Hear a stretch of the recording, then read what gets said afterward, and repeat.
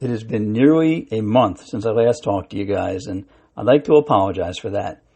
You see, my home required some attention, and I have spent nearly every waking moment over the past few weeks attending to some long overdue repairs. Let me fill you in.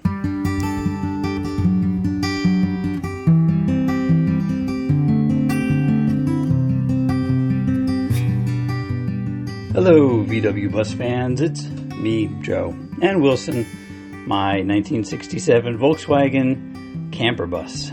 Well, finally back here on the podcast. Again, I'm sorry for the delay in getting to this episode, but for the past few weeks, I have done almost nothing except wake up early and go outside and work on my home.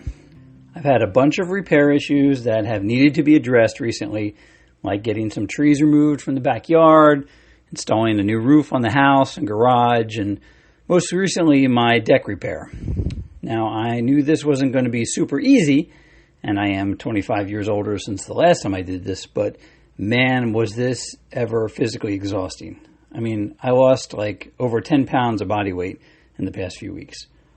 I took a bunch of personal time off for my job and spent all day, every day, like 7 days a week for the past month to finally get this done, or mostly done, so that I can resume a normal life again and find some time to get back to podcasting and social media and maybe even watch a television show or something. I mean, I haven't done anything. I haven't even touched Wilson during this break. So let's talk about what I did with Wilson just before my big home repair detour. Since I first acquired Wilson, he has had this awesome patina, or surface rust as some people call it, on a few places, most noticeably on the roof. Now, I've been a bit concerned that these might eventually get worse, and I have had a few comments from people at shows or cruise nights about it. I thought that I would try to make an effort to protect the metal, so I applied a coat of rust inhibitor on the roof, just to the rusty areas. It took a while to do with a small paintbrush, and to be honest, it looks a little darker on those areas now than it did before, but I can feel that the effort was made to protect Wilson's roof, and there's a little coating over top of those rust spots. Now, I am potentially considering a matte clear coat on the entire roof, something like Poppy's Patina. It's a matte wipe-on clear kit with a catalyst that protects it against rust and provides a little UV protection for about $160.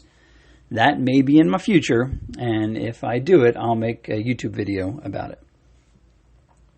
Now, as I was applying the rust inhibitor to Wilson, I saw this young man walking up my driveway, and to be honest, I didn't recognize him at first.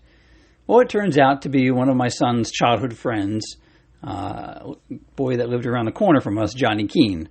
I hadn't seen Johnny in quite a while, and he's no longer a boy, he's a full-grown man now. So he stopped by to show me his new camper van.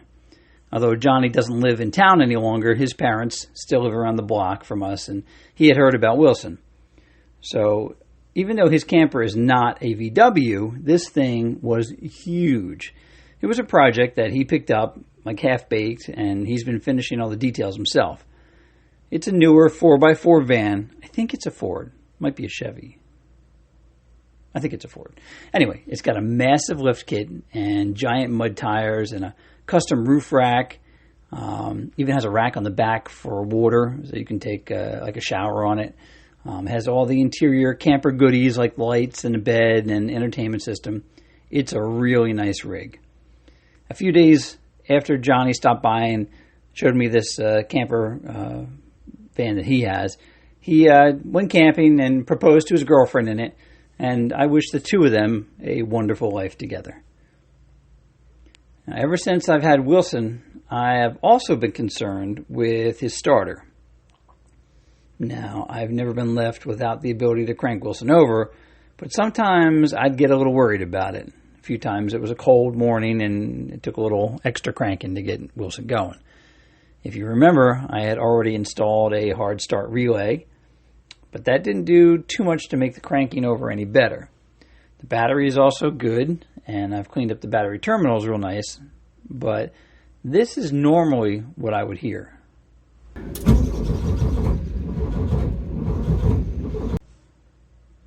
What I believe to be the culprit is the VW starter bushing in the bell housing. the brass bushing gets worn and the starter does not sit correctly in relationship to the flywheel. And that creates a slow crank situation. Now, you can replace the bushing by removing the starter, and it's only a few dollars for the bushing part itself, a little brass bushing. But I also heard of another solution that I wanted to try, because I figured I'd replace the bushing and eventually it would go again. The later model VW Bugs with the automatic transmission utilize a starter without the longer shaft and bushing, but rather the longer body of the starter itself supports the starter gear. Now, getting the starter out of the bus was pretty easy once I figured out the starter bolts from both the underside of the bus with the bottom bolt and from the engine compartment with the top bolt. So pretty simple, 17 millimeters I believe the bolt was, and before I knew it, I had installed a new Type 1 starter, and this was the result.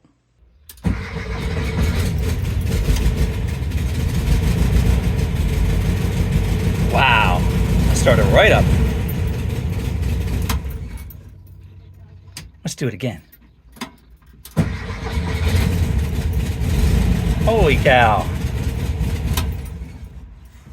Awesome. I could not be happier with the results of this repair, and now I'm even more confident when I go out and drive Wilson.